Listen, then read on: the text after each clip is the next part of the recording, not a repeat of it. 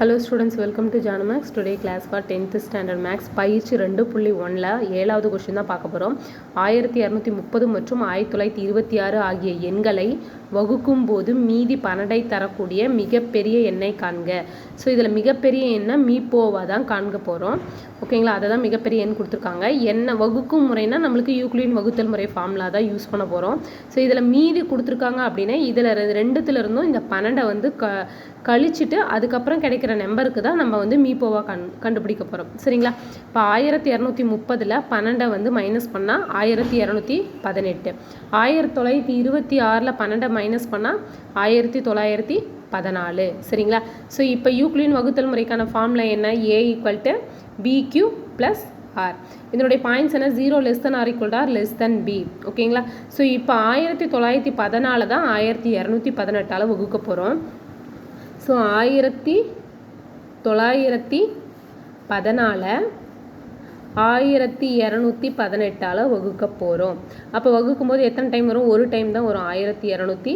14 4ல் 8 போகாது, அப்போது பார் வாங்கினா 14. ஸோ இங்கே ஒரு பார் கொடுத்துட்டோம். அப்போ இங்கே என்ன இருக்கும்?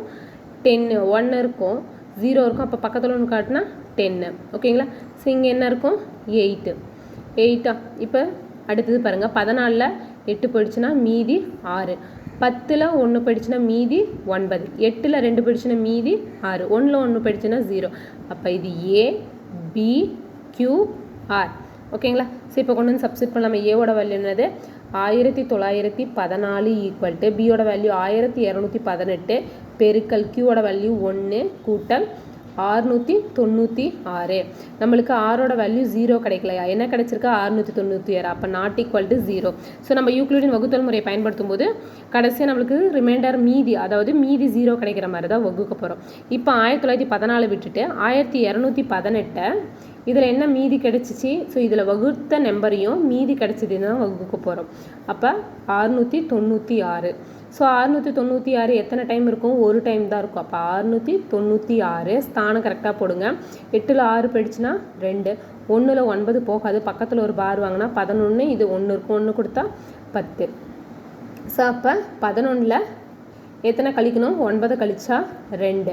இப்போ இங்கே 1 பார் கொடுத்துட்டோமா? அப்போ இங்கே 1 இருக்கும், இங்கே 1 பார் வாங்கினா 11, 11ல் 6 போயிடுச்சுன்னா மீதி 5. அப்போ இது எதோட வேல்யூன்னு பாருங்கள்? ஏவோட வேல்யூ, பியோட வேல்யூ, கியூவோட வேல்யூ, ஆரோட வேல்யூ. அப்போ ஒவ்வொரு டைமும் அது எழுதணும். 1218 நம்ம எதால் வகுத்தோம்? 696 வகுக்கும்போது ஒரு டைம் பெருக்கல் வகுப்பட்டுச்சு, ப்ளஸ் மீதி நம்மளுக்கு என்ன கிடச்சிச்சு? 522.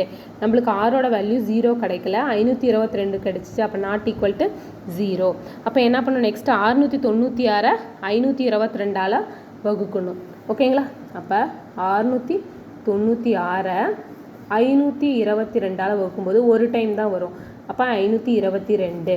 இப்போ 6ல் 2 போயிடுச்சுன்னா 4, 9ல் 2 போயிடுச்சுன்னா 7, 6ல் 5 போயிடுச்சுன்னா மீதி 1. அப்போ 174. ஸோ இப்போ 696 522 வகுக்கும்போது ஒரு டைம் வகுப்பட்டுச்சு, ப்ளஸ் மீதி என்ன கிடச்சிச்சு? 174. அப்போ ஆரோட வேல்யூ என்ன? 174. நம்மளுக்கு நாட் ஈக்குவல் டு 0வாக இருக்குது. அப்போ நெக்ஸ்ட் 522 174 வகுக்குதோம். 522 174 வகுக்கும்போது 3 டைம் வகுப்பட்டு போகும். 3 12 மீதி 1, 7 21 1 22 மீதி 2, 1 3 3ஓட 2 கூட்டினா 5. இப்போ மைனஸ் பண்ணால் 0 கிடைக்குதுங்களா? ஸோ இப்போ 522 எதால் வகுத்தோம்? 174 வகுக்கும்போது ரிமைண்டர் இன்ட்டு 3 டைமு ப்ளஸ் நம்மளுக்கு 0 கிடச்சி. therefore ஆரோட வேல்யூ 0 கிடச்சிருச்சு. எதால் வகுக்கும்போது? 174 வகுக்கும்போது நம்மளுக்கு 0 கிடச்சிச்சா? therefore அதுதான் அதோட ஆன்சர்ஸ். therefore நம்ம வேல்யூ எடுத்துக்கலாமா?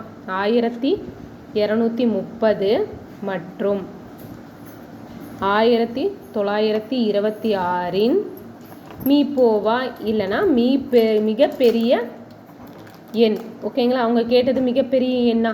ஸோ அதையவே நீங்கள் எழுதிருங்க. மிகப்பெரிய எண், மிகப்பெரிய எண். ஸோ எதால் வகுக்கும்போது நம்மளுக்கு கிடச்சிச்சு? கடைசியாக 174 வகுக்கும்போது தான் நம்மளுக்கு 0 கிடச்சி. அப்போ ஆன்சர் என்ன? 174. ஓகேவா ஸ்டூடெண்ட்ஸ், கண்டிப்பாக சப்ஸ்கிரைப் பண்ணாதீங்க. எங்களுடைய சேனலுக்கு சப்ஸ்கிரைப் பண்ணி லைக் பண்ணி ஷேர் பண்ணுங்கள் உங்கள் ஃப்ரெண்ட்ஸுங்களுக்கும். தேங்க்யூ.